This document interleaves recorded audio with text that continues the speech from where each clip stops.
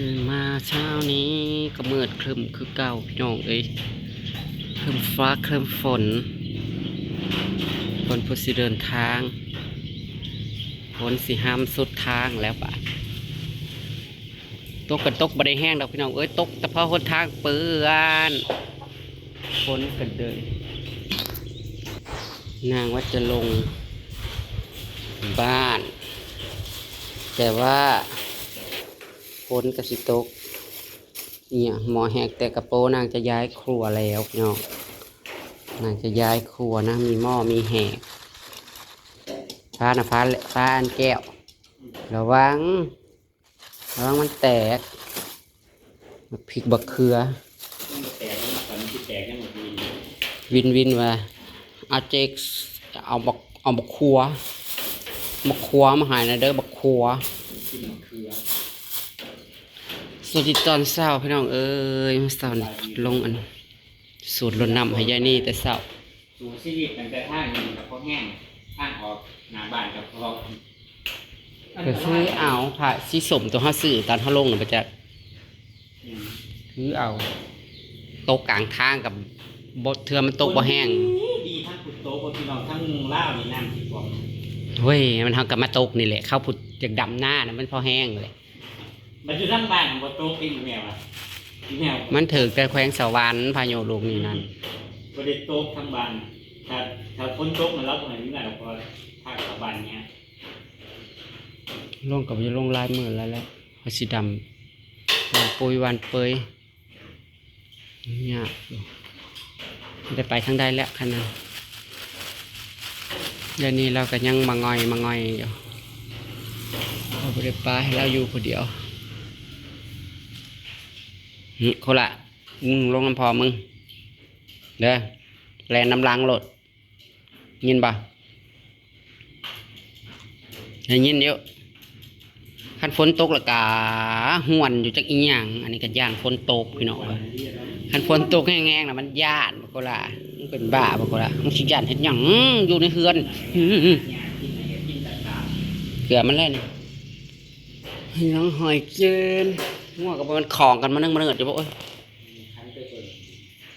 เบิ่งเรากับถอกหญ้าให้กินแล้วบ่ได้มื้อละคองกันบ่ออกมาเนี่ยยังคองกันแล้วนะในคอกฮะอีหยังโอ้ยชมไม่นางไปอีกแล้วปะจ๊ะกำลังเริ่มออกแล้วเฮ็ดปวกนะว่างเนี่ยดอกใหญ่อลีได้ดอกใหญ่ได้เฮ็ดปวกอยากไปเก็บกินกับบ่ปันไดดอกพี่น้องเอ้ยอยากไปเก็บเห็ดปวกนะเก็บเห็ดผึ่งเมื่อวานนี่มวนเด้เห็ดตะนั่นออกลายเห็ดแต่อยากหาป่านแหกลูกเดี๋ยวชิบุร่มกับบ่อกับเล่าเลยใช้ค้อนแขวยายนะจะไปทอนแขวมี2 เหรียญทอนนี่คือจะไปทอนไก่แท้สารวันผมค้อนใช้ค่ะอ้าวเมืองโค้งเหรอดิมันบ่ได้มีคลินิกกับ่ได้อืดบ่มีบ่หมอแขวมีเรื่องโค้งมันบ่ได้มีผมเคยเห็นมันจะอยู่สวรรค์ทีแหละกับปากเจ๊สิไปสารวันไปปักเซ่บดีบ่พอปันกัน70สำคัญ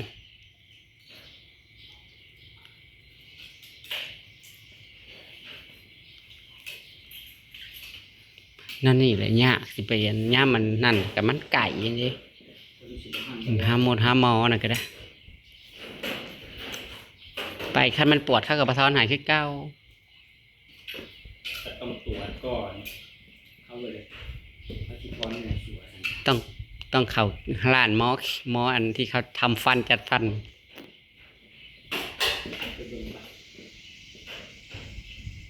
โอ้ย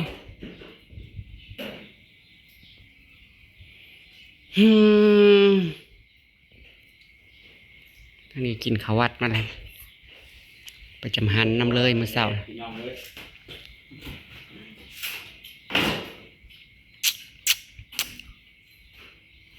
โอ้ยขี่รถคันนี้นั่นต้องได้พักมันห่อนอย่างมันห่อนคือรถมันบ่คือล้อแม็กมันบ่ห่อนบันได พวกกอลงกงแบบนี้นะมันอยากฮ้อน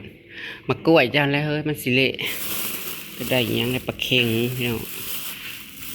เฮ็ดน้อยหนึงเพราะว่าปานนี้เพิ่นบ่กินแล้วเพิ่นบอกว่าให้ลงให้ยายเขือสั่งหมอลงให้แม่เพิ่นโอ้ฟ้ามันเนี่ยคือเป็นตาดีคืออยู่แต่ว่าหูจับฮ้อน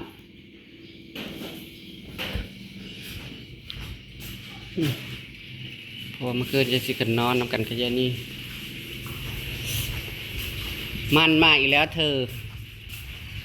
ตรงนี้พี่น้องจ๋าเละตุ้มเป๊ะจ้ะเละตุ้มเป๊ะค่ะทางใจรถกันฝนตกมาแล้วกันมันหนาเบื่อเนาะพี่น้องแต่ละปีพี่น้องว่าไม่มีอะไรถ่ายแต่ถนนเละให้ดูเบิ้งก็เนี่ยผมก็ใหญ่กันใครมากับแบบลำบากเลยนะมันกระโพดเหลือเกินมันมองนี่มันอันเพิ่นเอาดินมาทมแต่ว่ามันเป็นดินเหนียวนี่พี่น้องเอ้ยมันบ่มีหินมีเฮินมันจังได้กะเล็ดบ้านเจ้ามีบ่บ้านเจ้ามีบ่เย็นไปแต่นอนเว้นแล้วโอ้ยอยากไปหาเห็ดเด้อพี่น้องไปหาเห็ดกับบริปารแล้วพี่ผู้ใดอยู่เป็นหมู่ยายนี่ยายขี่แล้วกับมันทางมันเปื่อนมันยากลำบากอะไรพี่น้องเอ้ยพอสิลงมาอยู่บ้านไม้โหทางนี้เฮงเขาบอกฮอดบ่เที่ยวซุมันพอจีน่าเที่ยวตลาดก็เที่ยวมาทางบ้านอำมาลาพี่ทางนี้นำบ่ได้เลยนะมาเขียบหนังเด้อจ้าอันนี้นะยายนี้เราเก็บไปบ่งแซ่บๆอยู่เด้อพี่น้องเอ้ยเบิ่งว่ามันอันเป็นเพียนั่นนี่แต่ว่าข้างในมันบ่ได้เป็นอย่างนะจ๊ะมันก็ดกอยู่นะเมื่อนั้นซุ่มอันร้านก็เก็บเอาอุ้ยสุกแล้วบ่จักตัวนะตีตาตีแล้วนั่นน่ะโอ้ข้างนอกโอ้เก็บไปบ่มโอ้แซ่บอยู่แต่ว่าเม็ดมันเยอะไปหน่อยเนาะเขาละมึงลงน้ำพองไปโอ้ยลงไปเบิ่งงัวกันคลองกันมานึ่งมาเนิดแล้วบ่จักอยากเอาปุ๋ยมาเล่นก็อยากฟังเบิ่งฝนซะกันแต่เขาว่ามาสิวิตมือนี่วันนี้วันที่6จะวิดไหม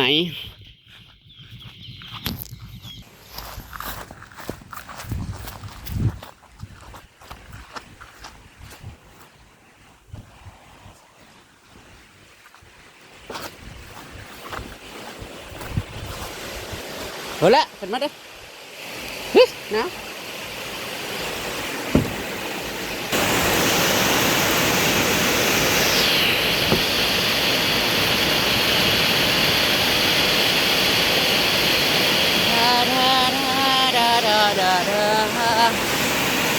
เรื่องแห่งว่าก็จักยังจักกอด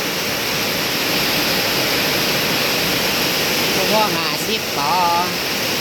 แล้วที่กุมหอดใจแห้งอะไรแห้งแค่แห้งมานานเหลือเกินอะไรก็เหงา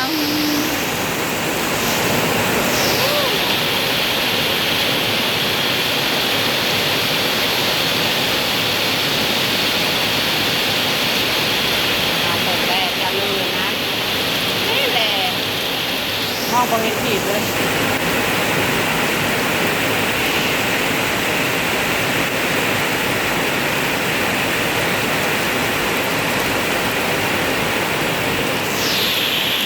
บุญบะสมอายคิดไปปวดดวงแดงพ่อฮักแท้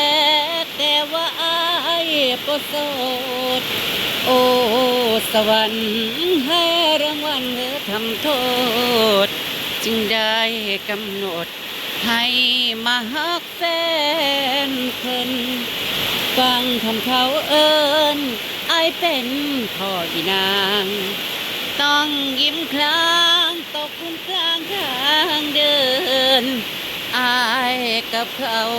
ฮักกันมาแต่นานเนิ่นลำบากเหลือเกินหากน้องจะเดินไปแย่งมา ลูกร้ายเรียงสาพันระยะก็นักน้องบ่อยากเป็นผู้ทำให้รักราอายหักแค่รู้แก่ใจตลอดเวลา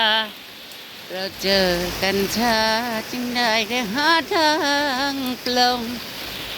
ทำหมดลงน้องทำกับบ่ลงโอ้แรงจริงๆไปขึ้นไปเบิ่งก็น่าสิเมื่อได้ว่าขนาดพี่น้องก็ได้เอื้อนแน่เลยออกกินยาบ่ได้ของตายติดกันมันนึงมันเหนื่อยเบิ่งเสือกกับพี่น้องเอ้ย เสือกลามคองวกอะเสือกข้าวนะจ๊ะแม่พูนไอ้บอกมันดึงกระดอกกระเดียดึงพะโลพะงานโอ้ยของอีกแล้วเหนื่อยเลยเนาะ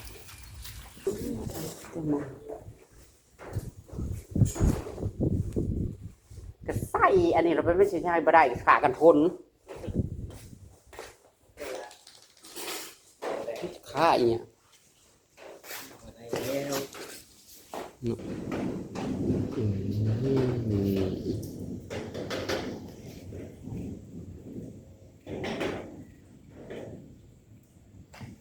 เอาอันนี้บ่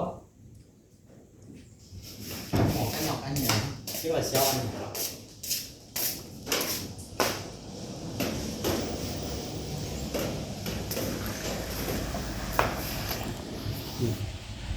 อีหยังโทรศัพท์มีแต่เด้งออก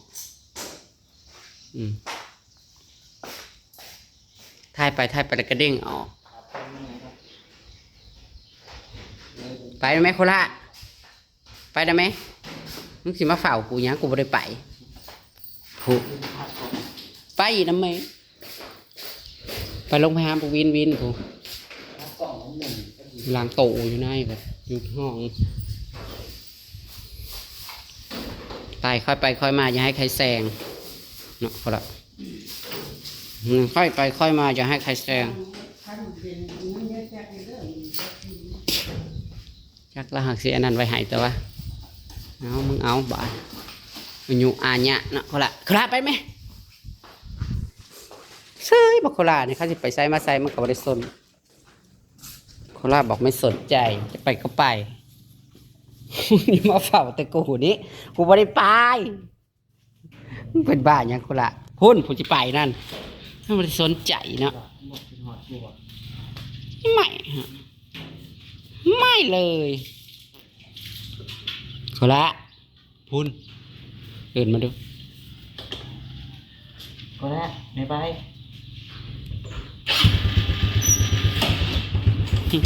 ขี้งาฮึดเงาพอสิเปียกอับยับพี่น้องเลยคนสิเปียกอับยับพากันคนมีบ่เอาน้ำมันน่ะท่านได้เติมบ่ถ้าเบิ้งเพิ่นสิออกนั่นอีกเพิ่นสิออกนั่นอีกก็ตะเล็ดแตดที่ลงทั้งนี้ว่างนี่ว่างเก๋นะ ให้มากอ่ะมอง ที่ว่างที่มาก โอ้มันยางน้ำเนี่ยมันจูบอยู่ดอกมันบนตะแลดบันไดถ้าคันวิทย์ปักซ่องไปก็สิบ่มีฝนอยู่ประจักเสบังหงเสบังเฮียงก็สิบ่มีฝนปานใดว่าจ้ะเขาก็เฮ็ดให้คู่มือก็ได้ว่าบ่สร้างเขาก็เฮ็ดให้คู่มือหรือค้ำลงไปเอา